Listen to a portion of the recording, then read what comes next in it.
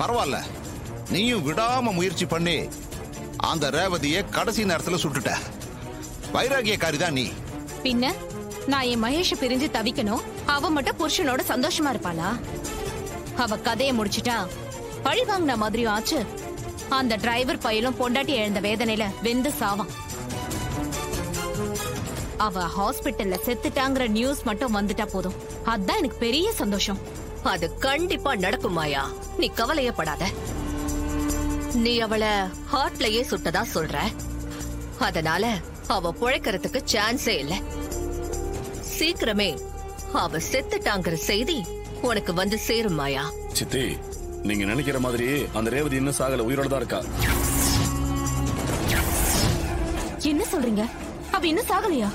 துப்பாக்கியால சுட்டும் உயிரோட தான் இருக்காளா? ஆமா, இன்னும் உயிரோட தான் இருக்கா. ஐயோ, நெஞ்சில குறிப்பாத்த சுட்டனே, அப்புறம் எப்படி அவ உயிரோட இருப்பா? அதுக்கு சான்ஸே இல்ல, கண்டிப்பா அவ செத்துருப்பா. அவளை சீரியஸான கண்டிஷன்ல தான் ஹாஸ்பிட்டல் சேர்த்திருக்காங்க. உனக்கு நம்பிக்கை இல்லைன்னா சந்திராவுக்கு கால் பண்றேன், நீயே கேளு.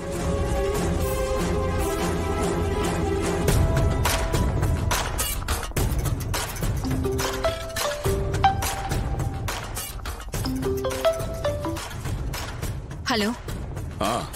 சந்திரா, அங்க ஹாஸ்பிட்டல் நிலைமை எப்படி இருக்கு? ரேவதி சீரியஸ் கண்டிஷன்ல தான் இருக்காளா? ஆமாங்க, அவ சீரியஸ் கண்டிஷன்ல தான் இருக்கா.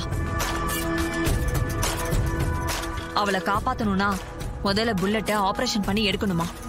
ஏற்கனவே ரேவதிக்கு நிறைய பிளட் லாஸ் ஆயிருக்கிறதுனால ஆபரேஷன் பண்றதுக்கு பிளட் தேவைப்படுறதா டாக்டர் சொல்றாங்க. அது ஏதோ பாம்பே OHங்கிற ரேர் பிளட் குரூப்ங்கிறதுனால அதே பிளட் குரூப் தேவைப்படுது. அந்த பிளட் குரூப் ரொம்ப ரேர் ஆச்சு, அவ்வளவு சீக்கிரம் கிடைக்காதே. அது கிடைக்கலன்னா அவ செத்துருவாள்ல? இல்லங்க, அந்த குரூப் இருக்கிற ஒரு பொண்ணு ரோகிணி மூலமா கிடைச்சிட்டா.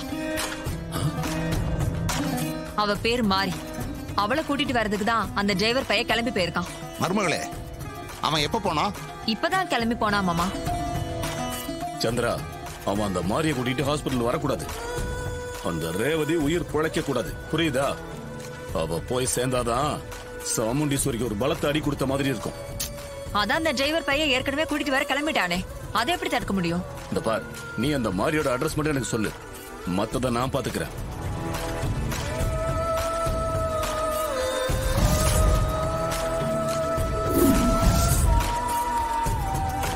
சரி சந்திரா, நான் உடனே கிளம்பி போய் அந்த டிரைவருக்கு முன்னாடி மாரிய நான் தூக்குறேன்.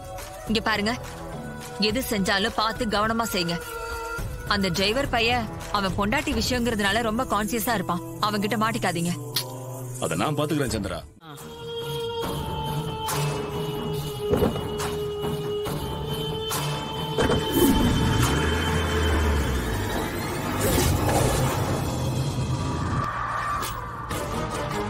என்ன சகல இது?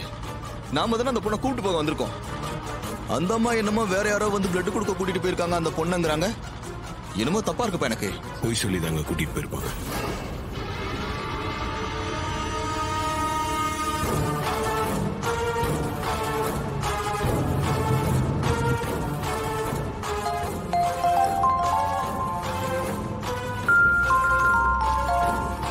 சார், நீங்க எங்க இருக்கீங்க?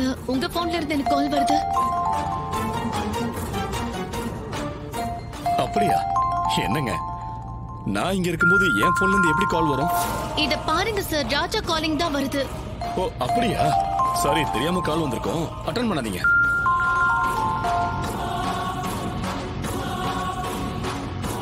சரி, அப்படியா? கட் பண்ணிட்டு நீங்க இன்னொரு தடவை கால் பண்ணுங்க. அது வந்து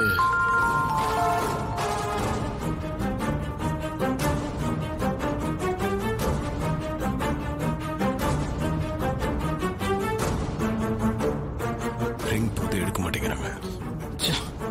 உண்மையை சொல்லுங்க, நான் தான் ராஜா. எதுக்கு போய் சொன்னீங்க? எதுக்காக போய் சொன்னீங்க? வண்டியை நிறுத்துங்க, வண்டியை நிறுத்துங்க. சித்தப்பா, வாய பொத்துங்க சித்தப்பா. நிறுத்துங்க. கொஞ்சம் அமைதியா விடு. ஏய், இங்க பாரு, உனக்கு இதுக்கெல்லாம் பதில் சொல்ல வேண்டிய அவசியம் கிடையாது. சித்தப்பா, அவ போனை பிடிங்க, வெளியே வச்சுங்க சித்தப்பா, சீக்கிரம்.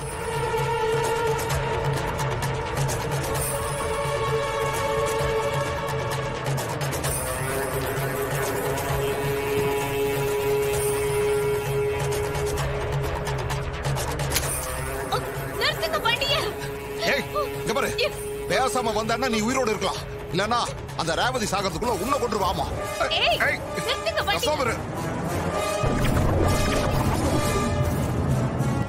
ஏப்பா இன்னொரு வாட்டி ட்ரை பண்ணி பாருப்பா.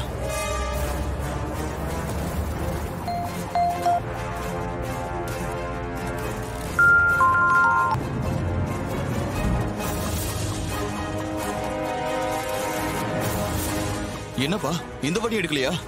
எடுக்கலங்க. என்ன பிரச்சனைன்னு தெரியலையே.